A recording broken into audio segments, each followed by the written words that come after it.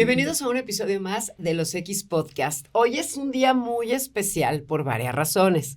Número uno, porque hoy nuevamente es un capítulo de Gutiérrez al cuadrado, porque los protagonistas de Los X somos Gutiérrez, porque el primer podcast que subimos a nuestro canal de YouTube fue precisamente con Israel Nois Gutiérrez, y tercero, porque me da muchísimo gusto cuando viene gente que quiero, gente talentosa, gente que nos va a platicar de cosas que realmente van a ser muy interesantes. Así que, mi querido Israel Nois, para los que conocen y que gracias a nuestro querido ingeniero de sonido, nuestro podcast hoy se escucha mejor que nunca. Bienvenido, Israel. Muchas gracias por la invitación y pues es un placer y un orgullo estar aquí en este podcast. Ay, no, al contrario. Soy fan, además, yo siempre los veo. Es que tú eres fan de todo mundo, porque tú eres esa gente buena, que tú apoyas los proyectos de toda la gente, y tú tienes unos proyectos buenísimos. Pero ¿sabes qué es lo que me gusta? Que aparte que tienes un montón de proyectos, siempre estás aprendiendo. Y tú me dijiste, siempre hay que aprender, no hay que perder el tiempo, siempre se aprende de algo. Y entonces, pues yo tengo que reconocer que si me animé a hacer este podcast también hace bastantes años, fue pues gracias a tu empuje y a tu apoyo. Así que muchísimas gracias. Y gracias por ser fan. Gracias. Yo también soy tu fan y todos los de aquí somos tus fanes. Bueno, pero fíjate que el día de hoy me quiero enfocar en algo. Durante años tú te has dedicado al mundo de la producción, eres comunicólogo, eres músico, eres coleccionista, eres productor, haces un montón de cosas, pero el día de hoy quiero que hablemos de algo que nos pasa con el fenómeno cine, ¿ok? Cuando hablamos de cine, bueno, aparte de la sala y las palomitas, Israel, cuando hablamos de cine, lo primero que nos viene a la mente es el protagonista, probablemente el nombre, tal vez el guión, tal vez para los amantes del género, el tipo de género. Y vamos a decir, wow, los efectos especiales últimamente. Pero creo que el desdén del sonido, el diseño del sonido, Israel, qué tan importante es y qué tan a veces pareciera que se pasa de largo o no se le da el suficiente reconocimiento. Pues depende, por ahí decía un famoso director de nombre George Lucas, no sé si lo conocen. Algunos, sí. Que el sonido es a veces la mitad o más de la película, entonces uno puede a veces como sobrepasar una imagen que se vea medio rara, pero una película sin sonido no, porque no le entendemos de qué se va a tratar. Exactamente. Pero como todos estamos acostumbrados a que de default siempre está ahí, no, a lo mejor no le damos la importancia. Pero si hay algo que falta, es más fácil que dejemos de creer en la película y, no sé, cambiemos nuestra atención ya sea al celular o a otra cosa. A cualquier otra cosa. Y fíjate que, curiosamente, pues, ustedes podrán encontrar muchísimos, seguramente, podcasts y programas donde dicen, a ver, vamos a ver esta escena, vamos a quitarle la música, vamos a ver esta escena. De esos deben de existir un montón. Pero yo quiero que aquí nos cuentes el proceso, porque de eso no se habla tanto. Sabemos definitivamente que una película, si le quitas la música, de repente no puedes saber ni de qué va, o inclusive algo que puede ser de terror puede convertirse en algo chistoso o viceversa, ¿no, Israel? Creo que eso, se ha hablado mucho de eso. Sí, e incluso, pensando en un proceso, todas las películas y proyectos tienen, su proceso son estas tres cosas: la preproducción, la realización y la postproducción. Uh-huh. La preproducción es todo lo que se prepara para la historia, el guión, cuánto se va a necesitar, el presupuesto, etcétera. La realización es cuando se van ahora sí con todas las cámaras, actores, micrófonos, etcétera, al set a grabar. Y una parte esencial que a veces no se conoce mucho es la postproducción: editar la película, agregar música, efectos sonoros, porque con un microfonito en el set, mientras estén grabando, pues no se capta todos los sonidos que existen, ya sea de pasos, cosas así. Entonces, en la postproducción está casi el mayor peso de muchas de las películas. A veces me preguntan, ¿por qué en las películas de Hollywood se escucha mejor que en las de México? Pues porque hay mucho más presupuesto en la postproducción. Ese es un buen punto. Y quiero empezar con eso. Las películas de México. Nosotros, los de la generación X, tú eres un poco más joven. Creo que tú sí eres X, pero rozando, ¿no? No, Casi, sí casi. soy X. Sí eres Sí, X sí, de, sí. de corazón. Pues esas películas que veíamos nosotros aquellas tardes por el Canal 2 de la época de Cine de Oro.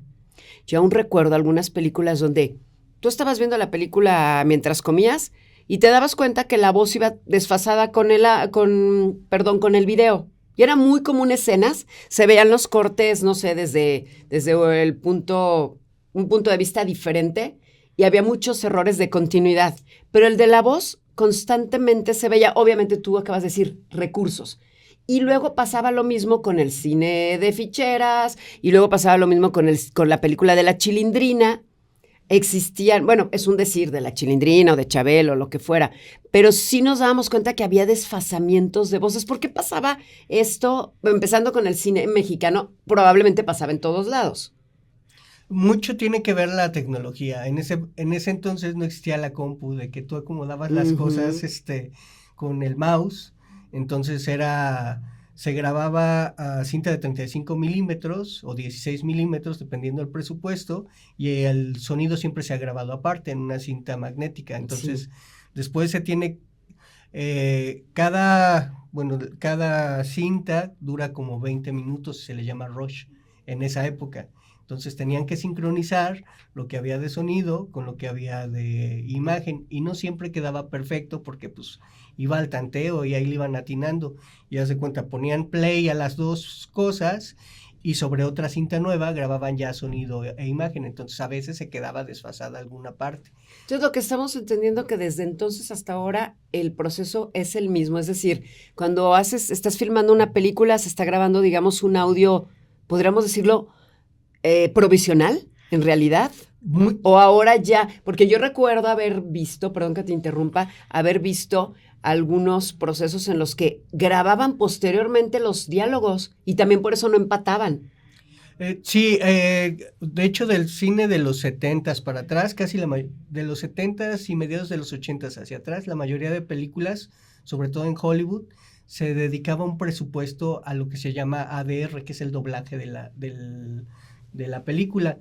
Por ejemplo, Tom Cruise le pagaban su sueldo por lo que hacía en el set. Sí se grababa, pero no todo quedaba bien por cuestiones acústicas, ruidos, etcétera. Ujú. Pero en ese sueldo había un extra porque a ese personaje se lo llevaba a un estudio a volver a doblar su voz. Entonces, pues ahí va el sueldo extra que se le pagaba para que vuelva a crear los diálogos como se escuchaban en la película y con una calidad mejor ya en estudio. O sea, eso yo no lo sabía, fíjate. Es decir, actuabas en imagen y luego, a veces para correcciones, porque no era siempre, era como para correcciones, se hacía como el doblaje ya el más pulcro. Sí, y sobre todo en ocasiones en las que el sonido no quedaba muy bien, o sabían que, por ejemplo, no sé, ha cambiado también la tecnología, las lámparas antes eran muy calientes, Sí. entonces cuando usaban reflectores muy grandes necesitaban ventiladores muy grandes y pues el ruido estaba en todas partes. Sí. Y no había computadoras que quitaran ruidito como ahora, entonces obviamente ese tipo o cuando había escenas de acción con coches y eso, pues los diálogos no iban a quedar, entonces todo eso se tenía que doblar en estudio. Y qué curioso, estabas hablando de ruido y justamente ahorita se escuchó mucho ruido afuera aquí de la cabina, porque pues como hay todavía personas que no se dan cuenta que en los estudios no debes de hacer ruido. Y obviamente, yo creo que el reto más grande, o tú dime, ¿qué reto más grande es tú? Ya has participado en muchas películas, has hecho diseño de sonido, porque aparte hay diferentes, cuando hablamos de sonido en películas hay el tema musical, el incidental, algo que le llaman score, o ese viene siendo el incidental. Es la música, el score viene siendo la música de la película, pero creada para la película, y hay otro que le llaman soundtrack. ¿Se acuerdan que, por ejemplo, agarraban que la canción de los Rolling Stones o de Madonna y la meten a la película, pero son canciones que compran la licencia y la meten a la película? Y el score es la música diseñada. Creada para la película. Como tratas a un compositor y le dices, quiero música para estas partes en la película. Y el sonidista. El sonidista, pues hay varios tipos. Por ejemplo, está el que trabaja en el set, como nuestro amigo, ¿te acuerdas de Oscar Mateos, a quien le mandamos un saludo enorme. Y captura todos los diálogos y sonidos que hay en el set, pero todo lo que falta, sí, a veces hay artistas Foley que hacen todos los efectos que hacen los humanos que pasaron en el set, por ejemplo, de agarrar vasos, tirar vasos, los pasos, etc. ¿Cómo les llaman a ellos? Foley artist. Antes eran efectos especiales. Son efectos de sonido, pero hay otra gente que se dedica a grabar, por ejemplo, el Foley, son efectos que son sincrónicos. Ellos están viendo la pantalla y todos los movimientos que hacen los van recreando. Entonces son como, regularmente son actores o bailarines que recrean los movimientos y los sonidos de lo que hacen. Sí, porque por ejemplo, actores. Si alguien va caminando y lleva un abrigo, tal vez tiene que oírse como el roce. El ruido del abrigo. Entonces ese actor, oye, qué interesante eso, el actor tiene que moverse al ritmo y seguramente debe de conocer muy bien al personaje, o cuando le haces, o tal vez, ¿no? Tal vez, o un suspiro tal vez se puede reproducir, no sé. Sí, puede ser eso o el mismo actor al que se le contrató cuando hace el doblaje. Pero también, por ejemplo, no es lo mismo, porque pues un microfonito en el set no te va a agarrar los pasos, pero no son los mismos los pasos de alguien triste a alguien molesto. Claro. Entonces, le da una intención más potente a la narrativa del personaje. Por eso cambian muchas cosas en el Foley. Y si estás caminando sobre pastos, si estás caminando sobre tierra, si estás caminando sobre piedras, madero. Concreto. Digo, por poner algo muy simple, Israel, tú como sonidista, ¿cuál es el papel que desempeñas en una producción o también depende para lo que te contraten? Sí, hay mucho tipo de producción de bajo presupuesto y de mucho presupuesto. Y también depende, si voy al set, si soy como sonidista, le llaman location recording en Estados Unidos, que son los que graban todo en el set. Puede que tenga un asistente que se encargue de mover el micro y de colocar los micrófonos lavaliers a los actores, o en la postproducción, que ahí sí es edición de sonido, o me ha tocado a veces ir a grabar ambientes y efectos para la película. Entonces son como varios papelitos que hay en la película, sobre todo en la etapa de postproducción, que es donde se necesita más. Los que seguimos a Israel, el noise, como le dice toda la gente, oye, pero qué bien te quedó sonidista y el noise, sí. Que es el ruido en español, bueno, en inglés, en español ruido. Israel, yo he visto que a veces estás en un templo, a veces andas por un parque, a veces andas en una cueva, a veces vas caminando por una calle desierta, y estás grabando. ¿Ese tipo de sonidos haces un archivo para que posteriormente utilizarlo? ¿Tienes, digamos, ya tu banco de sonidos? Sí, se hace como una librería de sonidos y incluso se hace como una clasificación, así como en la biblioteca, para cuando tú los busques sea más fácil encontrarlos. Entonces, si yo sé que en la película va a haber trenes, caballos, etcétera, o no sé, le llaman wala al ruido que hace la gente platicando. Entonces, por ejemplo, hay una escena donde los actores están en una cafetería y se oiría raro que nada más estén hablando los actores. Y todos los que están en el set atrás de extras no hagan ruido, pues entonces se crean unos wala, que es como el guau guau guau que hace la gente en el restaurante, con las características acústicas y se le ponen que no es el de Snoopy, ¿verdad? De la maestra. No. Ahí sí tienes que hacerlo, porque si no será... Oye, pero ¿y qué pasa? ¿Qué pasa cuando vas a filmar una película? Yo te he visto viajando a varios países a hacer películas. Y cuando ¿cómo dices que se llama? Wala. ¿Cómo se escribe? W-A-L-L-A. Wala. Ajá. Y si ese wala lo necesitas en tal idioma, ¿qué haces? ¿Te adelantas? Vas y lo grabas, o hay muchas, por ejemplo, también páginas de internet que ya se dedican a venderte sonidos. Entonces, también puedes comprarlos. Podrías comprar sonidos en chino o en tailandés. Lo que sí, por ejemplo, esto de grabar todos los efectos en postproducción, los gringos lo hacen mucho porque la mayoría de las películas se doblan. Entonces, si nosotros quitamos el sonido del set, de lo que se grabó en la locación, pues quitan mucho de los sonidos, ya no existen. Entonces, por eso tienen que doblar efectos, walas, etcétera. Y, por ejemplo, si va para la India, hay que doblar con actores de la India. Y esos sonidos, por ejemplo, incidentales de que llegue el mesero y te pide algo, pues tendrían que doblarlo con sí, porque imagínate, es una película que se sitúa en Nueva York y atrás, porque la hicieron probablemente en Egipto, están hablando otro idioma, sería muy extraño. Sí. A ver, toma aire, porque te voy a preguntar acerca de tus películas, las películas en las que has participado.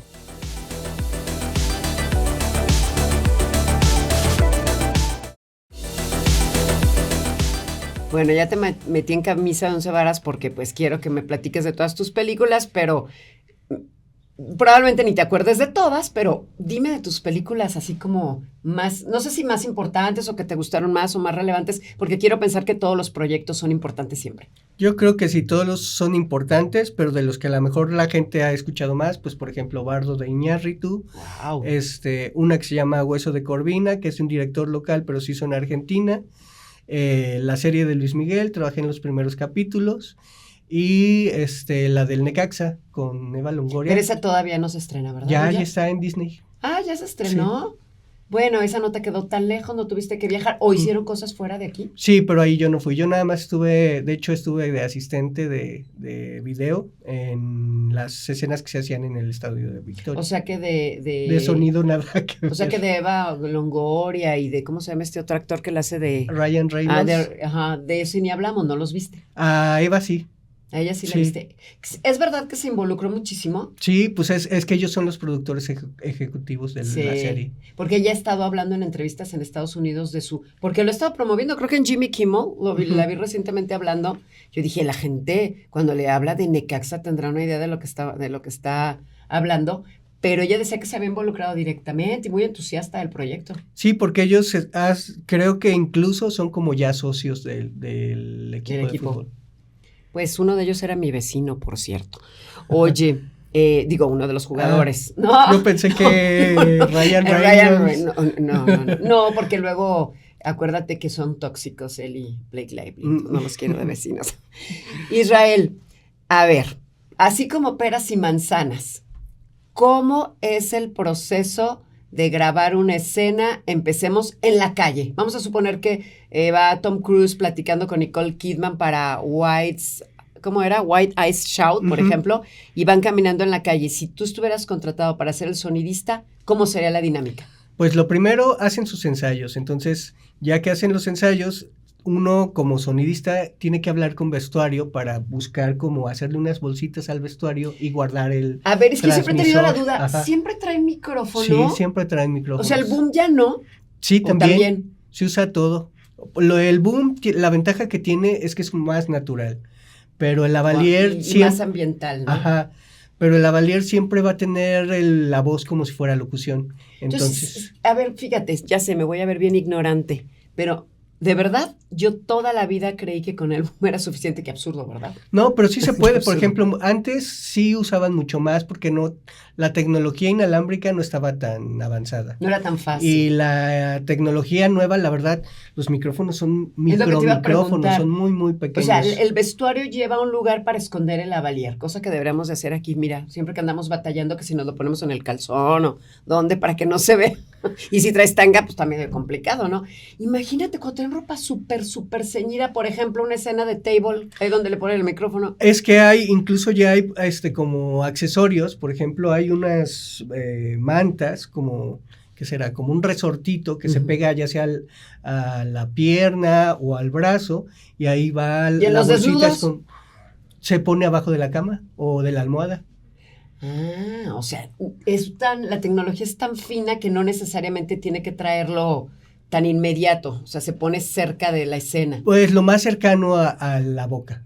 La característica que tienen los micrófonos lavalier, a diferencia de los otros micrófonos, los otros son direccionales y el lavalier agarra como omnidireccional, entonces como lo pongas va a ser igual. El chiste es que llegue a la boca, ¿no? Si está muy alejado, pues sí se va a escuchar alejado. Para nuestros amigos que nos escuchan, perdón por la interrupción, el lavalier es el típico micrófono pequeñito y que muchos de los, ahora yo no entiendo por qué lo hacen los influencers y youtubers, lo traen aquí hablando si es para ponértelo, ¿verdad? Ajá. O ya hay como especie de moneditas, o aquí tenemos unos también como unos cuadritos que se me caen a cada rato, ¿verdad? Yo no sé cómo le hacen, a mí se me han caído de traerlos puestos. Entonces estamos hablando de una tecnología impresionante. No, son accesorios, o sea, todo traen accesorios. Los micrófonos se pegan con cinta, Okay. o hay unos que traen, les llaman como vampiritos, que traen como colmillos y se pegan los a la entierras ropa, en el cuello. ¿no? O lo pegan sobre la piel. Luego hay unos como peluchitos que lo ocultan para que no se suene el roce Sí. del micrófono. O si traes accesorios. Sí. Y estos inalámbricos, ¿quiénes son quienes controlan? Ya no son de frecuencia, todo esto que se usaba antes, ¿sí? Sí, todavía. Y ahí entonces, por ejemplo, a ti te contrataron y vas a hacer esa escena y van ellos caminando. Entonces ya te interrumpí, tú me dijiste que el número 1, hablar con vestuario. Y luego... Ajá, hablas con vestuario, ves si se pueden ocultar, si no llevas tus accesorios. De hecho, desde que te contratas, tú lees el guión y ves todo lo que vas a necesitar en esa escena. Entonces, te llevas los micrófonos necesarios para la escena. ¿Tú pones los micrófonos o cuando contratan un sonidista, él se encarga de todo o hay combinaciones? Hay los dos. Por ejemplo, muchas veces es más fácil que le contraten todo al mismo sonidista, pero el equipo se lo cobran aparte. Okay. O sea, una cosa son los sueldos y otra es las rentas de equipo. Okay. O si hay un equipo que el sonidista no tiene, no especial o necesario, pues se contrata todo el equipo que se vaya a necesitar. Igual estos accesorios, así como las cintas para esconderlas abajo de la ropa, los para pegar, etcétera, etcétera, todo eso lo compra producción. Okay. Y ya el asistente, ya sea el operador de boom o a veces hay un asistente extra, pues están como colocándolos a los actores mientras el otro está preparando toda la señal que llega a la grabadora, pero también esa señal se le manda al director, a la gente que está en Video Assist, que está viendo la pantalla, lo que está pasando. Como monitor. Sí, como monitor, para que ellos escuchen cómo se escucha la escena. Sí. Porque no es lo mismo ver lo que está pasando, pero también es importante ver si había ruidos, si lo dijo bien, si no se entendió la palabra, etcétera, etcétera. Es muchísimo trabajo, entonces estamos hablando de que aproximadamente necesitas tú por lo menos el del boom, el que controla los lavaliers, más los respectivos asistentes. Oye, y aquí no necesitan coordinación de intimidad, porque sí. Para poner los micrófonos. En todas las... Yo sé que en todas las películas hay un coordinador de intimidad. ¿Ese también interviene a la hora de colocar los micrófonos? Casi siempre no, pero siempre se le tiene que preguntar, depende del tipo de actor y la persona. La gente que coloca los micrófonos, sí tiene que tener como una plática antes de voy a hacer esto, voy a pasarlo por aquí, o lo puedes hacer tú, o sea, tienes que pedir permiso para todo. Por supuesto, porque mira, deberías de ver aquí ya nada más llegan y te quieren meter el micro acá, que sácatelo por saber. No es cierto. Sí, es un tema, parece tonto, pero es un tema bien delicado. Imagínate, llegas con una gran estrella, no sé, De Niro, que bueno, se ve que es buena gente, pero a ver, un sangrón, no sé, como Blake Lively, que de por sí luego anda diciendo que el protagonista quiere. Ahora imagínate cuando le pusieron el micrófono. Pues ya están acostumbrados ellos, y lo que sí, hay muchas también chicas en el área de sonido para lo mismo, con las mujeres. Para poder manipular más fácil, y a veces es mucho más la confianza. Claro, se siente uno más cómodo definitivamente. Ahora, entonces es que, me lo estoy imaginando, yo llegué a ver con nuestro querido amigo Oscar Mateos, en fotos, videos, que él cargaba es como si llevaras una backpack. ¿Se sigue haciendo igual? Hay gente que lleva hasta una camioneta llena de equipo. O sea, son 3 carritos, por ejemplo, en Hollywood. Ajá.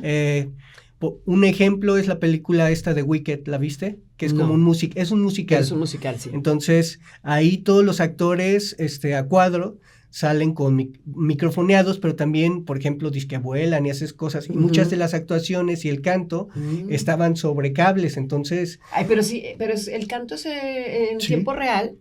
Bueno, obviamente después le ponen otro, ¿no? Sí se graba, pero ya ahora muchos directores están optando porque a veces el performance es muy diferente en el set y no es lo mismo. Entonces se contratan muy buenos sonidistas, muy buen equipo que aguante agua, etcétera, etcétera, o el que lo estén volando. Entonces diseñan muchos accesorios para que pueda estar haciendo el actor lo que sea y no se caiga el micrófono. En ocasiones donde es complicada la escena, como estos donde vuelan, a veces incluso hay 3 o 4 operadores según, también. Pero ahí sí no me imagino, como el del boom también va también pues se lo va sube, moviendo, o lo que baja. hacen también ahora, bueno, ya desde hace algunos años, en postproducción pues ya pueden crear dinosaurios, animales, lo que sean. Entonces también hacen una toma del set sin todo y con esa misma toma después borran los boom y ya no se ven. Inteligencia artificial. Oye, y a propósito de inteligencia artificial, yo me voy a quedar corta porque tengo un montón de dudas como entusiasta del cine y en alguna vez tan involucrada cuando tuve la posibilidad de ser. Fíjate, no sabía todo esto y fui comisionada de filmaciones aquí en el estado. Bueno, pero nuestro trabajo era de intermediario, sí. No era de creador o realizador. Pero con la inteligencia artificial, así como nosotros los locutores que somos profesionales, es decir, que nos preparamos, que tenemos credenciales, títulos, esto, el otro, nos estamos viendo muy afectados con la inteligencia artificial y la realidad es que se nos está acabando el trabajo para nosotros e inclusive hasta la credibilidad, porque ahora parece que pues tu credibilidad es más importante cómo te ves o es más importante los escándalos que tu profesionalismo. Tú en lo particular, o ustedes los sonidistas también sienten una amenaza con la inteligencia artificial, o su trabajo sería muy complicado, o al contrario, se sienten como más arropados por la inteligencia artificial. Pues hay de todo tipo de opiniones, como en todos lados. Sí hay gente que cree que se le va a quitar el trabajo, pero también es como cuando apareció la computadora. Todo el mundo creía que cuando apareció la computadora ya no se podía hacer nada, o cuando apareció el primer sintetizador decían, ya no van a necesitar orquestas, y se siguen usando orquestas. Entonces, creo que todo se va a adaptar, y creo que lo más importante, y por las cosas que he visto de inteligencia artificial, la inteligencia artificial se ve muy bien, se escucha muy bien, pero no tiene el feeling de un ser humano. Nunca. Entonces, nunca vas a poder tener la narrativa o la personalidad o la decisión que tiene un ser humano. Puede verse muy bonito, pero a lo mejor no te va a llenar emotivamente porque no lo hizo alguien que está pensando en cómo piensas tú. Entonces, que tiene el sentimiento, que quiere compartir. Es como cuando ves una foto. A mí me hicieron una foto en inteligencia artificial. No, bueno, pues parecía la Mujer Maravilla, pero es que no soy yo. ¿Sabes qué me di cuenta? No, que no quiero estar bonita, quiero ser yo. Y quiero pensar que todo pasa en el arte, porque el cine es arte. Bueno, menos algunas, ¿verdad? Digo, no vamos a... Eso puede ser tema para otro episodio, pero el cine conmueve, mueve, entusiasma. Acabo de ver una película que me ha hecho llorar tanto, esta película de Stephen King, se me olvidó el nombre, a ver si por acá me dice la marcha, la gran marcha. La gran marcha, no, ¿cómo se llama? La marcha larga, The Long Walk. No sé si la viste. No la he visto. Bueno, es un lloradero, me quedé impresionada de cuando estás vulnerable, que es mi caso, cómo una película de repente puede hacerte recorrer toda tu vida en 90 minutos. Y el sonido, y te pones chinito, y ríes, y lloras, y te contienes. O sea, híjole, el cine es todo, y el sonido es una parte fundamental. Nos quedan 2-3 minutos, pero me gustaría preguntarte a ti, ¿qué es lo que más disfrutas hacer cuando trabajas en una película como sonidista, de todos estos aspectos? Pues yo creo que aprendes un montón cuando haces cosas diferentes. Y los mayores aprendizajes que he tenido es cuando cometo errores. Siempre. Es muy difícil, por mucho que creas que te las sabes todas, nunca lo vas a resolver, pero creo que lo más importante, y creo que en cualquier profesión, es saber afrontar el error,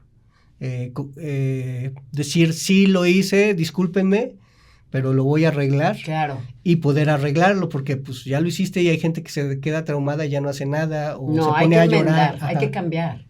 El fracaso te ayuda a ser mejor siempre.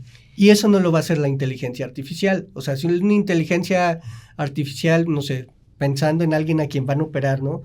Ya se murió el paciente, cámara. O sea, no va a llorar, no se va a arrepentir, no le va a Claro. pedir disculpas a la gente. Entonces, yo creo que es la gran capacidad que tenemos como humanos, y por eso las películas te hacen sentir, te hacen mover, pues porque la sigue haciendo y la sigue escribiendo la gente.